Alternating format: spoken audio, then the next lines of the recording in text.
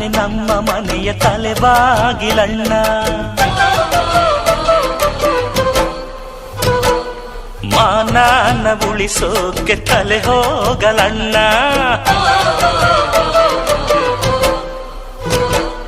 ಧೀಂದಗದ ತತ್ತ ಧೀಂದಗದ ತತ್ತ ಧೀಂದಗದ ತತ್ತ ನ್ಯಾಯ ಹೇಳೋ ಮನೆ ಅಣ್ಣ.